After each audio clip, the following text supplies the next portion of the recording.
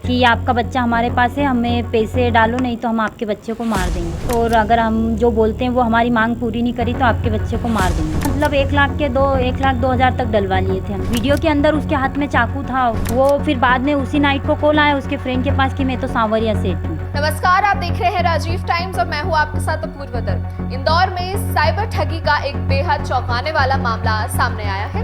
यहाँ ठगों ने कथित तौर पर एआई तकनीक का इस्तेमाल कर वीडियो कॉल के जरिए एक नाबालिग बच्चे की फर्जी किडनैपिंग दिखाकर परिवार से 1 लाख रुपए से ज्यादा की रकम ऐंठ ली। पीड़ित महिला पेशे से अधिवक्ता है और वह पति के साथ शिकायत लेकर इंदौर क्राइम ब्रांच पहुंची थी।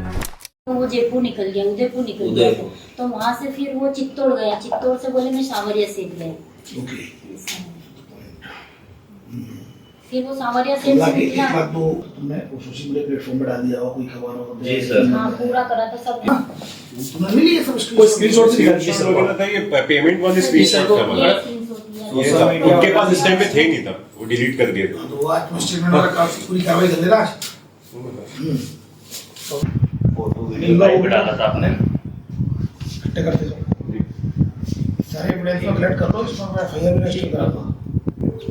वहीं महिला ने बताया कि कुछ दिन पहले उनका बेटा बिना बताए घर से चला गया था। परिवार ने उसे हर जगह तलाशा लेकिन पता नहीं चला। इसके बाद परिजनों ने सोशल मीडिया पर बच्चे की फोटो और गुमशुदगी की जानकारी पोस्ट की। इसी दौरान परिवार के मोबाइल पर एक वीडियो कॉल आया। कॉल में उनके बेटे को दिखाया गया और उसके गले पर चाकू जैसे हथियार लगाकर धमकाया गया। कॉल करने के बाद कहा गया कि बारकोड भेजा जा रहा है, उस पर तुरंत पैसे ट्रांसफर करो वरना बच्चे को नुकसान पहुंचेगा। बेटे की जान के डर से घबराए माता पिता ने अलग अलग ट्रांजैक्शन के जरिए कुल 1,02,000 रुपए ट्रांसफर कर दिए।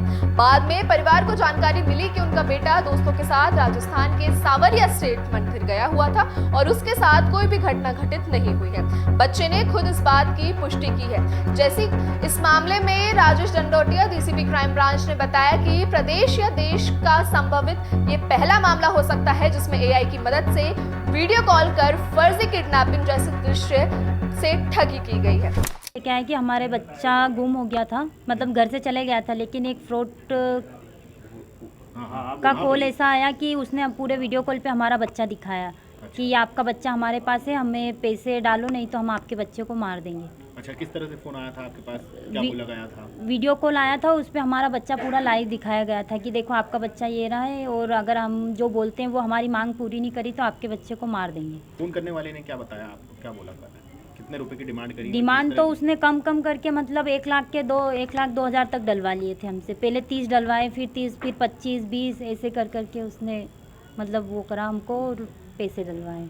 एक वीडियो के अंदर क्या दिखा रहा था आपको? वीडियो के अंदर उसके हाथ में चाकू था, वो कुछ अलग ही टाइप का, और उसका फेस तो कवर था, और बोले देखो ये आपका बच्चा है, और मेरे बच्चे को उसने पीठ पे चाकू मारते हुए दिखाया कि अभी तो इतना ही मारा है, अगर हमारी डिमांड पूरी नहीं करी तो हम उसका गला भी काट सकते हैं। तो फेक कॉल था ये? हाँ, फेक कॉल था। कहाँ गया था आपका बच्चा जब हमारा आपको? तब तो हमारा बच्चा घर से निकल गया था, मतलब गुस्से में चले गया था वो।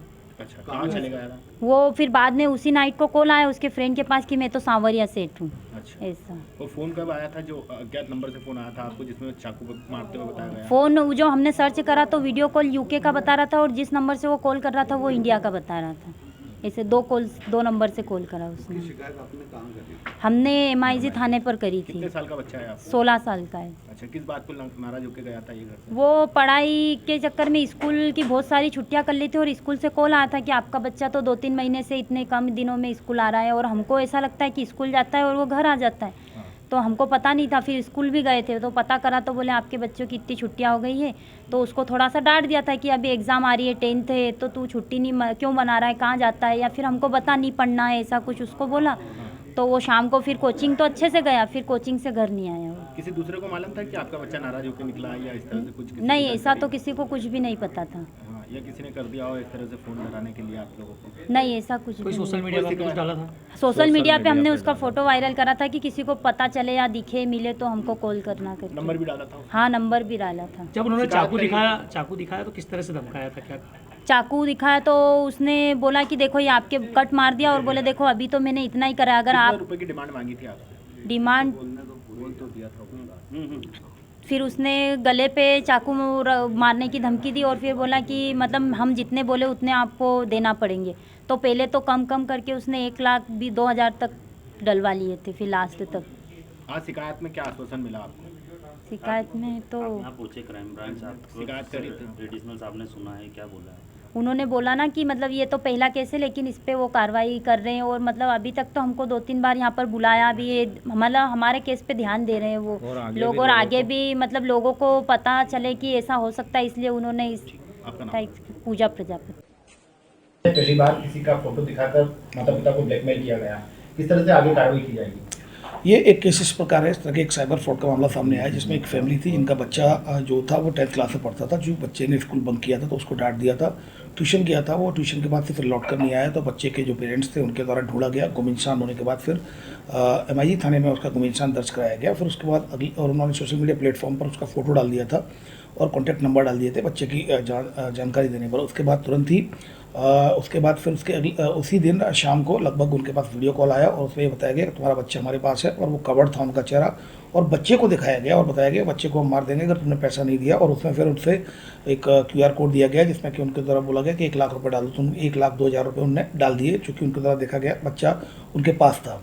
अगले दिन बच्चे का फ़ोन आ गया था और बच्चा फिर वापस आ गया। बच्चा सवारी स्ट्रीट गया था वो दर्शन करने के लिए मंदिर। जब बच्चे से पूछा गया तो बच्चा जो घर से नाराज होकर वो सवारी स्ट्रीट गया था, फिर लौट कर वापस आ गया था, उसको किसी ने नहीं पकड़ा था। तो ये साइबर फ्रॉड का डीप फेक का मामला संभवतः ये पहला मामला है डीप फेक का, जिसमें कि बच्चे को साथ में वीडियो में दिखाया गया। क्योंकि फ़ोटो तो ऐसे कई बार मॉर्फ तरह के फ़ोटो किए जाते हैं तो फ़ोटो तो दिखाए जा सकते हैं, लेकिन इसमें इनकी फैमिली को काफ़ी विश्वास है। चूँकि जो मदर है काफ़ी एजुकेटेड लोग हैं पेरेंट्स, तो उनका पूरा कहना है कि स्ट्रांगली कि वो बच्चा जो दिखाया गया था वो हमारा ही बच्चा था। फिर उसके बाद तब जाकर उन्होंने फिर यहाँ पर कंप्लेंट की गई है। फिर 1930 में कंप्लेंट रजिस्टर कर ली गई है। अब इसमें इन्वेस्टिगेशन किया जा रहा है। इन्वेस्टिगेशन क्राइम ब्रांच के द्वारा इंक्वायरी की जाकर इसमें वैधानिक कार्रवाई की जा रही है। वीडियो में क्या दिखाया जा रहा है? चाकू मार वीडियो में बच्चे को दिखाया गया था और बच्चे को डराते हुए धमका रहे थे, पेरेंट्स को धमका रहे थे कि अगर आपने पैसा नहीं दिया तो इसको मार दिया जाएगा।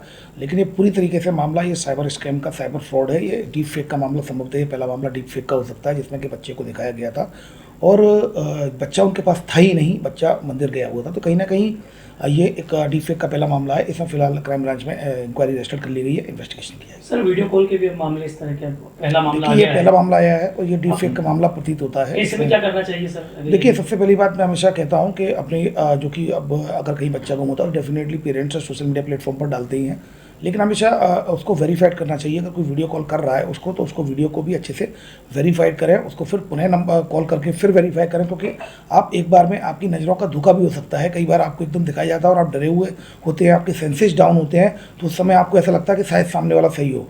बहुत अच्छे से उसको वेरिफिकेशन करना है, वेरीफाइड करने के बाद ही। फिलहाल पुलिस पूरे मामले की गंभीरता से जांच कर रही है। ये घटना साइबर अपराध के नए ट्रेंड की ओर इशारा करती है, जहां तकनीक का दुरुपयोग कर भावनाओं को ठेस पहुंचा रहे हैं। पुलिस ने लोगों से अपील की है कि ऐसे मामलों में किसी भी वीडियो कॉल या अन्य तरीके के कॉल को वेरीफाई करें और घबराने की बजाय तुरंत क्राइम ब्रांच या पुलिस से संपर्क करें। ऐसी तमाम जानकारी और खबरें पाने के लिए जुड़े रहिए राजीव टाइम्स के साथ।